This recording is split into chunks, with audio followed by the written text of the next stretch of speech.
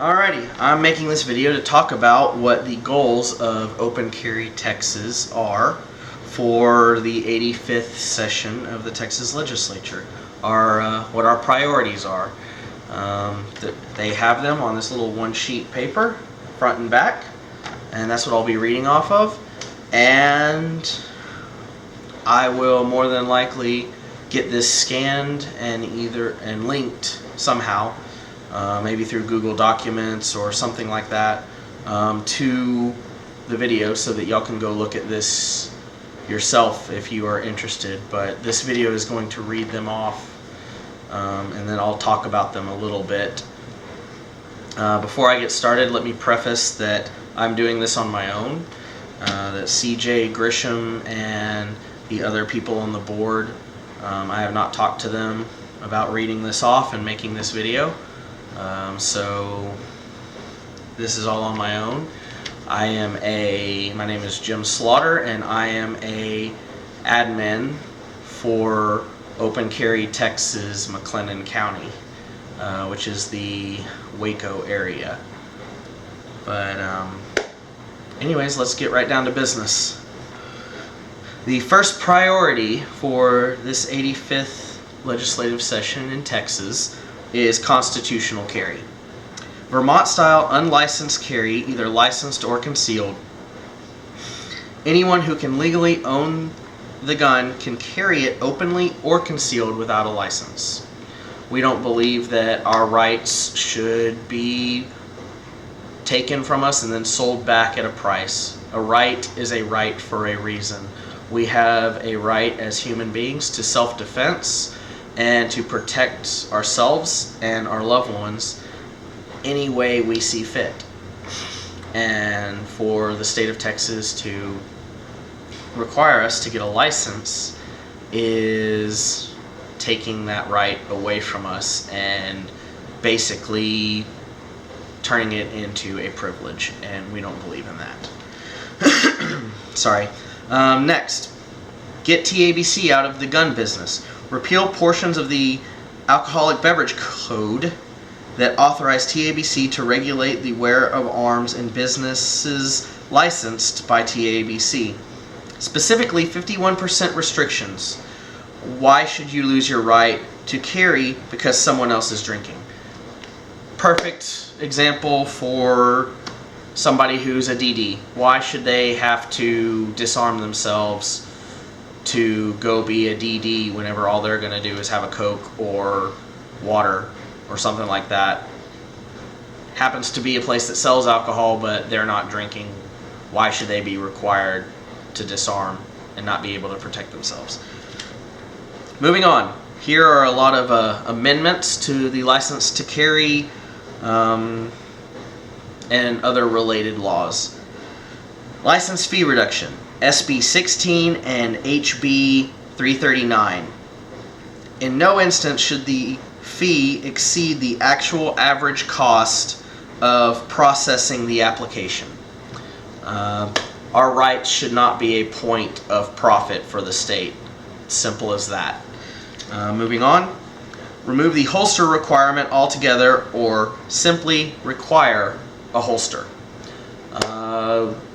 Right now, as the law states, unless you have a shoulder holster or a belt holster, if you are open carrying a modern handgun on you and it is not in one of those two types of holsters, you are a criminal, and we don't believe that that's right. If you want to open carry it in some other type of holster, then you should be able to, as long as it is safely holstered. Address the carry of licensed handguns, knives, and other legal arms in multi-use government buildings that may also contain a courtroom. This is a perfect example of governments banning the carry of arms in a whole building that may have vehicle registration, paying off traffic fines, stuff like that, but it also, in one portion of the building, has a courtroom that is used on maybe 2 or 3 days out of the month. But because it has that courtroom in there, they have decided that they're going to ban the whole room, or the whole building, from being able to carry arms, and that is against Texas Penal Code, and we need to get that clarified. Next one. Allow anyone not disqualified by law from owning a handgun to be eligible for a license to carry. As this includes 18-year-olds, a two-tier license system would protect the recognition of the 21-plus license to carry by states which do not recognize licenses from states with licenses to those under 21 years of age. In addition, suspension of or denial of a license to carry a handgun as a means of collection of taxes or child support is not only inappropriate in our view, but exceed the scope of legislature's authority in Article 1, Section 23 of the Texas Constitution. We want a two-tier system. Basically, you can get a license at 18 because in Texas you are legally allowed to own a handgun at 18. It would basically be like our two-tier driver's license system. You have a vertical license for people who are under the age of 21, so that bars and other places can quickly identify, okay, this person can't drink. And then you've got the horizontal driver's licenses that tell bars and other places, okay, he or she is 21 or older. There will be a two-tier system because there are states out there that if your license to carry includes those who are under the age of 21, they will not recognize your license, and the citizens of that state will not be able to carry in those other states. So we're trying to prevent that by making a two-tier system. Also, the collection of taxes and child support, just because you've hit hard times or something like that. I know all of us, especially with this economy that we've been dealt over the last 16 years, however long, there are some people who they fall on hard times and they're not able to keep current with their taxes or with their child support or whatever. We don't believe that you should lose the right to protect yourself and your life just because you've fallen on hard times. I mean, if you're dead, then you can't pay those things anyways, so it doesn't make sense to us. Next, carry anywhere, including city council, commissioners court, and other meetings, subject to Open Meetings Act, which presently may exclude license holders. HB 560. Basically, if you go to a city council meeting or any other kind of governmental meeting, we should be able to legally carry there, and the government should not be able to ban us from attending, because we as citizens of said city or county have a right to be there just like anybody else. Prohibiting posting of 30-6 and 30-7 signs on public property leased to private entities. This would protect gun rights at fairs, festivals, etc. and so on. Perfect example. Heart of Texas Fair, and the Texas State Fair for that matter, in Dallas, Heart of Texas Fair in Waco. Heart of Texas Fair completely banned the carry of arms, which the Heart of Texas Fairgrounds is public land paid for by tax dollars, but it's a private entity that banned it. Private entities should not be able to profit off of public land and violate our rights at the same time. It's as simple as that. Moving on, because I'm trying to keep this video as short as possible. Specify that an activity sponsored by a school must be on school grounds or marked bus or other transport and be an organized school activity. SB 349. Don't really know a whole lot about that one, so I'm not gonna make any comments on that one. Moving on. Authorize any court to issue a temporary license to carry to a person who has issued a protective order upon submission of a sworn statement of eligibility for a license to carry. The court shall specify a period of time in which the applicant shall complete required training, fingerprinting, and other requirements of the license application. Basically, if you get a restraining order or a protective order against somebody, you should be able to get fast-tracked to be able to carry a handgun on you if you so desire, because a piece of paper is just that, a piece of paper. It's not going to really protect you from somebody who is bent on doing harm to you. Direct DPS to reduce the number of rounds in a live fire proficiency in the license to carry class from 50 to 20 with no minimum caliber restrictions. And that is HB 403 and SB 263. So basically, a good example that I was given is there is a veteran who was wounded overseas in the Middle East, and because of some injuries he's pertained, he has a hard time loading magazines. And so he can still shoot just fine. It's just loading up those 50 rounds and doing everything that the class requires was difficult for him, so he had to get help with that. And 50 rounds, you're never going to shoot 50 rounds if you have to defend your life, unless you get in a firefight. And if you're having to shoot that many rounds to defend your life, then you need to be looking for an egress, because that's just ridiculous. Next, create statutory protection against arbitrary stops and detentions of license holders merely for the purpose of asking if they have a license to carry.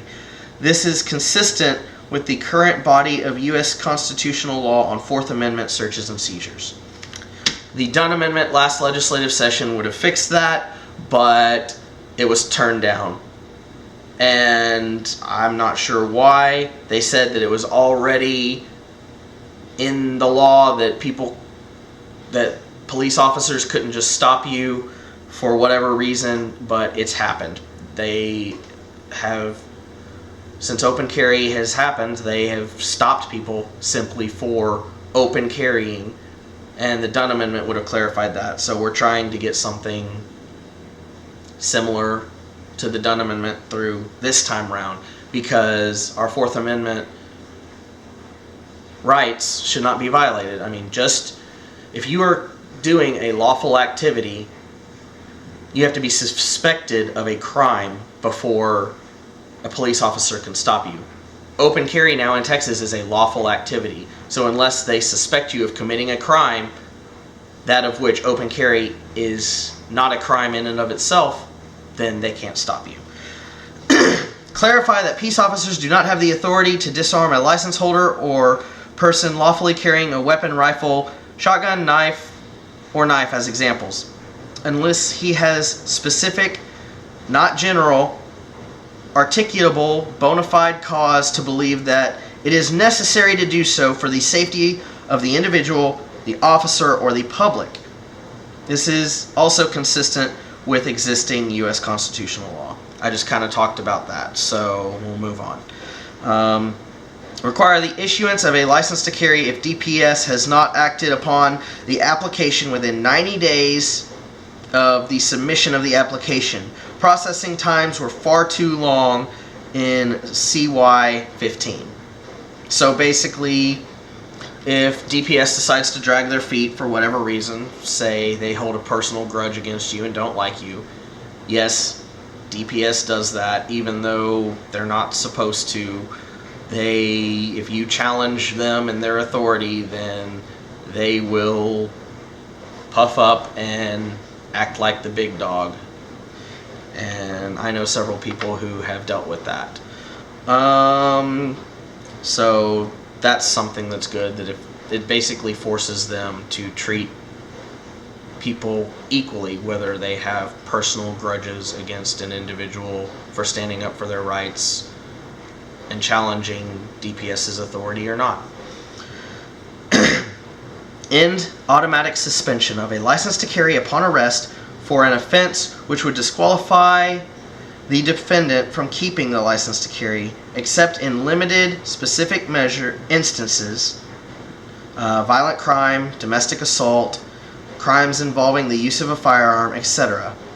If the presumption of innocence means anything, the deprivation of the right to carry a handgun for self-defense without an opportunity to be heard and due process of the law should require the court to conduct a hearing if the license to carry is to be suspended. an interlocutory appeal should be provided. Basically, you shouldn't lose your right to carry just because you're suspected of a crime. Innocent until proven guilty. It's common sense.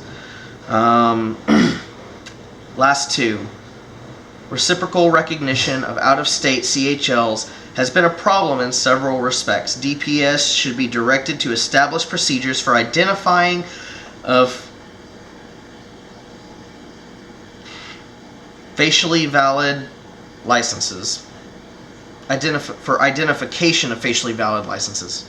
DPS does not allow access to the Capitol with a handgun by holders of an out-of-state CHL, which are entitled to full reciprocal recognition, not partial or limited recognition. As DPS operates under the authority of the legislature regarding security measures, this should be immediately handled administratively. So basically, if you carry only an out-of-state license, then you're not allowed to carry a handgun inside the Capitol.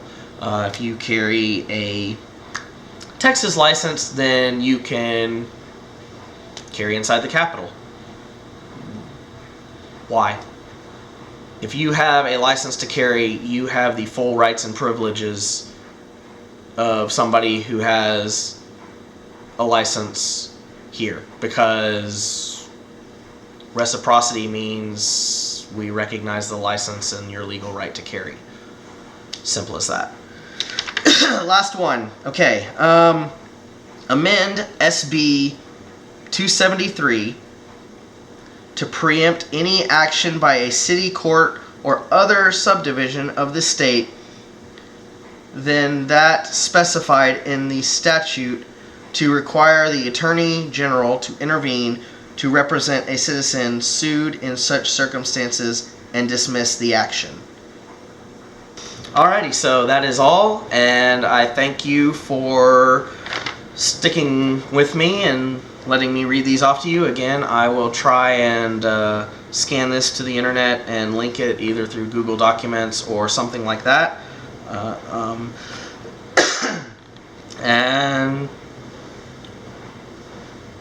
if you have any questions or would like to know more about Open Carry Texas and what we do and what our goals are and our mission statement is, you can go to opencarrytexas.org. Also sign up for the email list. We don't spam you with emails except during the legislative session, and all we do is we'll email you and say, hey, this is something that's going on right now. Call your representative and tell them you're for this or against this, or this is what's going on right now and we think that it's something you may be interested in. But unless the Texas legislative session's going on, we don't beg you for money. We don't call you incessantly, nonstop, like other organizations do. Although we do appreciate the donations, because we are strictly a donations-based organization. We do not charge a membership fee to those who take part in our activities. So donations are appreciated, but they are not required. Thank you again for sticking with me and listening to me read off on this sheet what the goals for our 85th legislative session are as Open Carry Texas, and I hope that you will call your representatives and help us in the fight to further our gun rights and to get our gun rights back from the state and those who wish to infringe upon our freedoms. Thank you, and that is all.